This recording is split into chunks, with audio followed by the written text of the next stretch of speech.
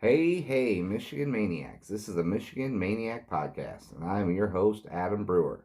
This is the basketball reaction episode of the Ohio State game. Do you feel that? Do you just drink it in, people? Do you feel it? I mean, before we even get into this, but I just want you all just to feel it. Feel how great it feels. Remember that feeling? This is how we used to feel a lot.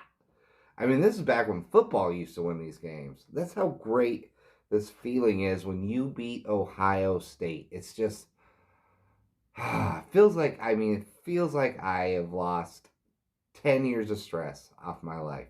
But before we get into that, let's just go ahead and get into the housekeeping. Guys, listen, I'm on all social media. Even the ones I hate, like Twitter. Most of that's just retweeting and stuff because I am scared to death that this is just the beginning podcast, right? I can't just say whatever I want. And my personality sometimes, my jokes, can be offensive to some people. I get it. I understand it. And Twitter loves to cancel people. Not like, the 5 people who follow me or whatever, cancel me. But who knows? My smart ass mouth might get me into trouble somewhere. And I don't want to ground this thing before it even gets a chance to take off. So, anyways, I'm on Twitter, IG, Facebook, fan page, YouTube, all that great stuff.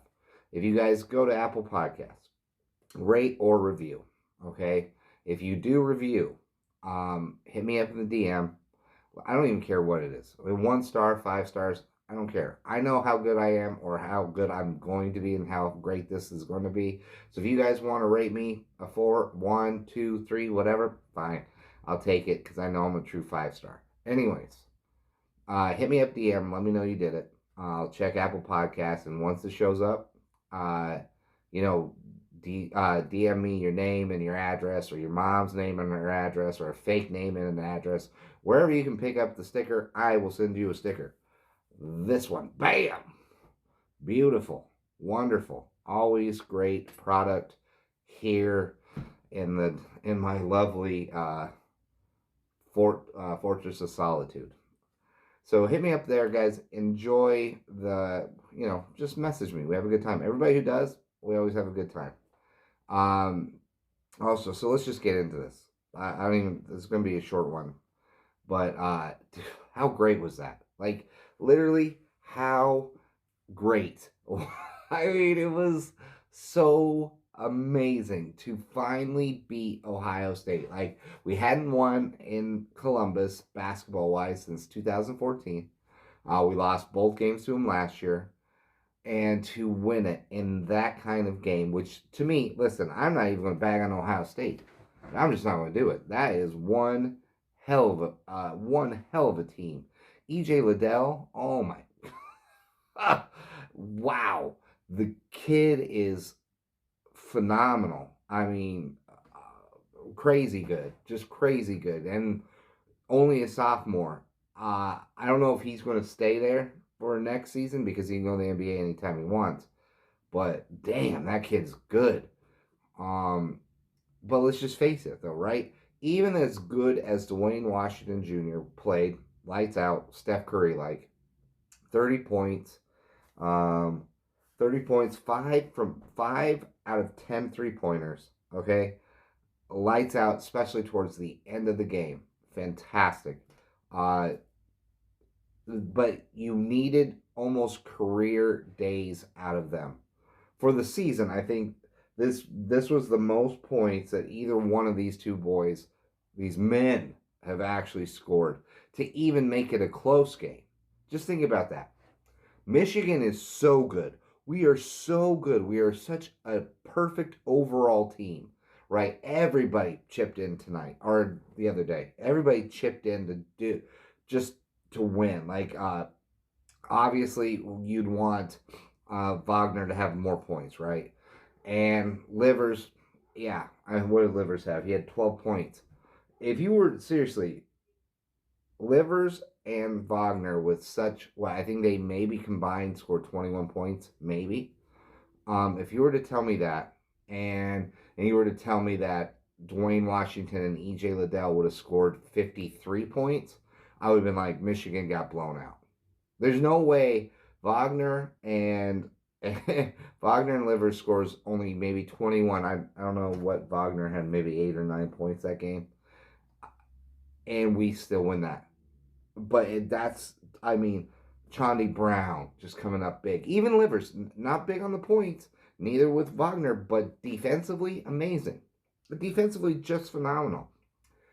And how was it? I mean, just how great is it? How great is it to see Ohio State do the dumb shit that we do when we lose games? Like that whole from suing the whole pass behind his back, and Liddell wasn't even aware of it. Oh, it was so good to see Ohio State do some of the dumb shit we usually do that f up the games for us. Oh, it was beautiful. I mean, this I haven't felt this feeling in a while when it comes to a Michigan team. I haven't, and I love this team. I mean, they're great. They're great. I mean, two players scored 53 points, more than what was that, about 60% of their points scored by two people, just to even make it close. I don't know. Now, I'm sure Gonzaga is very good. And I know I'm rambling a bit, but I know Gonzaga is very good. Now, I know they probably added one or two key pieces, especially one very good freshman. And for the life of me, I don't know his name. I'm not a Gonzaga fan. But this is still the same team, for the most part, that was constructed that we played in that tournament last year, the one in Atlantis. And we ran them out of the gym. And we're a much better team this year than we were last season. I have all belief that we're going to, if we ever have to face Gonzaga, I think we'd run them out of the gym this year. I just have, there's only one team that I would remotely even worry about, and that's Baylor. I haven't seen them play, so I can't really give an opinion. I hear they have great guard play, but we're no slouches. Our guards are phenomenal. It looks like Brooks has completely knocked off the rust. He's not worried about that anymore. I mean, just think about this. We had to finally beat Ohio State and their refs. That bald-headed white dude, I swear, must moonlight as a football ref. I've never seen such craziness. I mean, sure, some calls, okay, whatever. But the one where they called the flop warning on Brooks when, the whole the bench player did, Hawkeye over there for about 10 minutes. You're like, dude, okay, he hit a 3-pointer. Oh, great. You have to do a Hawkeye impression for 10 minutes? I mean, he did the Hawkeye impression longer than he actually played in the game.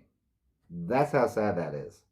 I mean, they had the refs on their side. They were at home. They were shooting the lights out. I mean, just can you say anything better about our basketball team? We overcame. This is only our third game back from a 23-day layover. Just unbelievable. I mean, what more can Juwan Howard do to be coach of the year? I mean, the season stops right now, coach of the year. Hands down, not even close, coach of the year. I mean, you can't argue the point. You just can't do it. And now, if he beats Illinois and he beats Iowa, Indiana, I mean, we'll probably fall to Indiana just because we have two really big games, and then Indiana, and then we have Michigan State back to back. So yeah, we're probably going to win. We're probably going to lose one of those games. And after seeing this one, I don't know. We could go 5-0 in the last 5. I mean, we'll probably blow Michigan State out at least once. Oh, just so great. I mean, yeah, I guess I could go over a lot of stuff. I mean, you knew Ohio State was going to get to the line a lot. I mean, you just knew because Ohio's made the most free throws out of any Big Ten team in the country. Or not in the country, in the Big Ten Conference. What am I doing? There's just so many, I know basketball's not my thing, but what can you, I mean, how do you break it down, right? Michigan traditionally doesn't play that kind of fast-paced game, but now they can. They can play a defensive game. They can play the mid-range game. They can play the set pieces. They can play everything. And they just keep getting better. And when one person's down, somebody else just comes out of nowhere. Chandi Brown, Mike Smith. I mean, I, there's so like if you want a technical breakdown, I get it. Go. Maize and Brew has got a great technical breakdown. That's what you're looking for. Fantastic. Look it up. But the fan reaction, it's here. Tell me how great it was. I mean, I felt like a fan again. I felt invigorated. I was at work watching this game because I couldn't get out of work. I was at work watching this game, fist pumping. I jumped out of the seat. I had numerous coworkers looking at me like I was a crazy man. Uh, it felt so good when to kill the boogeyman. You know what I mean? To literally kill the boogeyman. And maybe the football team sees this and takes a note of it and takes it serious. I don't know. I'm so happy with Michigan basketball. Just 100% happy with it. I love them. This is just it's a magical season so far. And it's like we only have 5 games left. We only have 5 games left to enjoy this team. And then obviously the tournament, both tournaments, Big Ten, and then the NCAA. I just want to just sop it up like my grandmother's spaghetti sauce. Just like I just want to love this team. I mean, Wagner defensively, come on. I mean, then when he drives and passes, phenomenal. You can tell he might be a little bit of a head case, right? Like I love the kid. I'm not trying to bag on him. I love the kid, but he seems to get hard on himself. He's really hard on himself. And then also after that, like he's had 3 games, played really well in one, and he kind of looked rugged in the other 2. Like Wisconsin, bad first half, good second half. Rutgers played fantastic, and then this one, he made the pass before he'd shoot, and sometimes, and granted, most of the time it was the best. It was a great pass, smart pass, the better play, but you could tell he held the ball too long and before he would go into his move, and I think that was because he's hesitant, maybe scared. I don't know. If we can just get one more player to ignite on either every other game or whatever, if Brandon Johns Jr. can just live up to what he was in high school, and oh my God, we will be unstoppable. I don't know if there's a team that can stop us. Because if you have Chandi Brown and Brandon Johns Jr. and Austin Davis coming off the bench and just getting such quality minutes all the time, and then you can get double digits from Chandi Brown and Brandon Johns, I don't know how we lose. I don't know how we lose because that means there's at least the potential of 5 to 6 players every night that can go off for Michigan. That could go off, just go off. And if you can do that, I don't know. I don't know. Maybe Baylor it can handle that. I'm not sure, but I don't know if there's a team in this country that can do it. I just don't. And they phenomenal. This is a great. It was a great game to watch. Played hard on both sides. I mean, I love watching college athletics because they just fight so much harder. And it had the feel of the fourth, like a Final Four match. It definitely had a tournament feel to it. It's one of those where even though it was in Columbus, you miss the fans because how much more like electric would that be if the fan? Oh my God, whew, that was fantastic. I can't say any more about it. I mean, Juwan Howard's been amazing. So we'll get out of here on that, guys. Dickinson just tied Trey Burke for Big Ten Freshman of the Week. Now with 7. What? It's just unbelievable. It's just the fucking best. It's the best. Now, we're done talking about basketball, but I'm going to close this out with some Michigan stuff. And the only reason why I'm going to do this is because I found it funny that this guy would do this. Ben Van Sumeren went into the portal, right? The transfer portal. And in the most Michigan State way. He goes to Michigan State. And it's fine. Wherever you can get in to fit in, if you want to play, if you want to play, that's the best place to play. Then God bless you.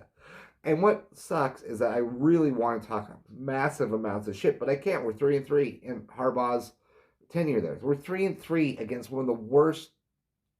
Ugh, they're they're awful. They're awful. It's an awful school. It's an awful program. It's an awful fan base.